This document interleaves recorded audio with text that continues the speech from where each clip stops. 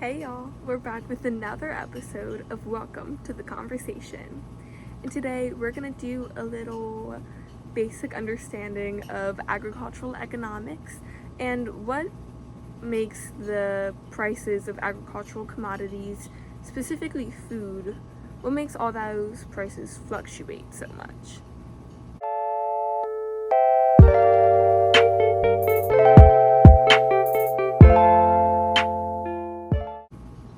So like I said, we're going to be talking a little bit about agricultural economics. Now, I love finances, which is funny because I'm really bad at math, but it's the applied mathematics of finances that I find an appeal in. But looking at agricultural economics, there's a lot that can determine what fluctuates the prices and where they all end up. So let's go ahead and get started. The first thing I'm going to talk about here is supply and demand. So supply and demand, if you don't know, is kind of what creates the pricing of most commodities if you're selling anything. So when supply goes up, demand goes down. When demand goes up, supply goes down. And so that's like the simplest way of putting it. And if you want to learn more about supply and demand and how all that affects it, you can literally look it up on Google and you can learn a lot on that. But the basis of it is when supply exceeds demand, prices tend to fall. But when demand exceeds supply, prices rise. So think of it like an expensive car. If it's a rare car, they make like 3 or 4 of these a year. It's going to have a huge demand for it because you can't get your hands on it. It's like collector's items. So the more people want it, the more demand there is for this product, the less supply there is, the more demand there's going to be, and then they can charge more for this product, if that makes sense.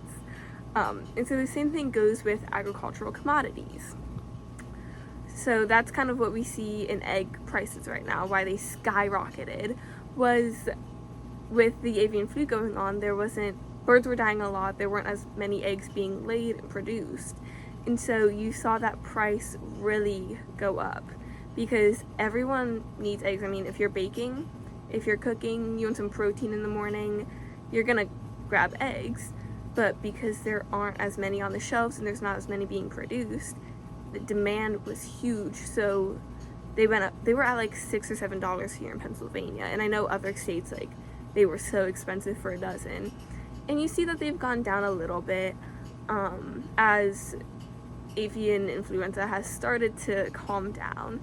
But we all saw that huge skyrocket going on with eggs.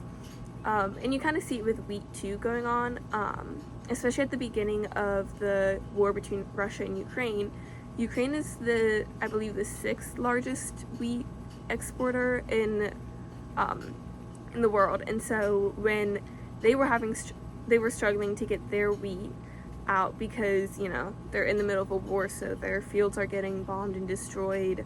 They can't get boats out of their harbor. There was a lot going on with that supply chain. So you saw a lot at the beginning of the war, especially. I believe it went up about 30% increase in wheat prices at the beginning of that war. There's one main thing that really affects supply and demand, which is the environmental factors on how much we are able to produce with whatever environmental factors going on, whether it's climate change, droughts, flooding, fires. There's so much that can go wrong in the environment that we have no control over. And so that's a huge part of if there's going to be a supply of that agricultural commodity. And when there isn't a supply going on, the demand is huge and the price increases. Now, as we're seeing these commodities come back, like eggs and wheat, as they're being produced more, you'll see that the price is starting to drop a little bit, which is going to be really nice for the consumer, but the producers are then not going to be making as much money as they were off of the high prices. So it's a little give and take. But there's also, as long as it doesn't turn into deflation, it's kind of a win-win. But when you start to see deflation happening, where all of these commodities, whether it's ag or other industry commodities, when you see the price of them drastically dropping fast, it's called deflation, which is the opposite of inflation. But deflation is just as bad as inflation, because that can kind of be a sign of a recession beginning. So when prices start drastically dropping, it's a sign that people aren't buying as much. And it's also a sign that these local businesses or even big corporations aren't going to be making as much. So it tends to impact businesses, profit margins, and everything kind of goes down in price, which again is a sign of a recession, which is the first step into leading to a economic depression. So we're trying not to get into a depression again. So the prices staying stable or just barely dropping is a good sign. It is a good sign. So supply and demand and all of that's a huge impact on different pricing for these ag commodities and agricultural products. And the environment obviously affects that. We also see that in the beef industry right now. We are seeing really small herds of cattle and beef, and so because we have this shortage of beef, if you go into the grocery store, especially like Target, Walmart, like those, you will see the price of beef is so expensive right now because we don't have enough cattle to be supplying the demand that there is in this country for beef. We see that in the beef industry currently. We're seeing the poultry and egg industry starting to come back, and the wheat industry is kind of staying stable right now, because the only country really affected the only country that was really affecting the wheat prices is Ukraine, but they've kind of stayed stable on their part of the inflation of that, so we're not seeing too much movement in that industry right now. So another thing that we see that is affecting the prices of agricultural commodities are government policies and tariffs and their regulation on what can come into the country and where we can send all of our products. So tariffs, obviously, we import a lot of goods into this country. Recently, there have been a lot of tariffs put on all products coming in and out of the country. And that really affects pricing, and that can cause huge inflation because there are products that we can't grow in America. And so when it's coming in and being imported, we have to put a tariff on it.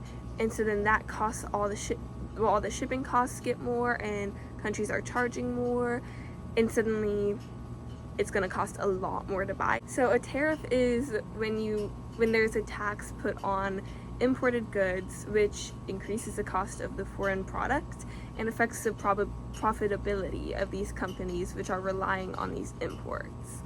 So that really gets into a lot of inflation when it comes to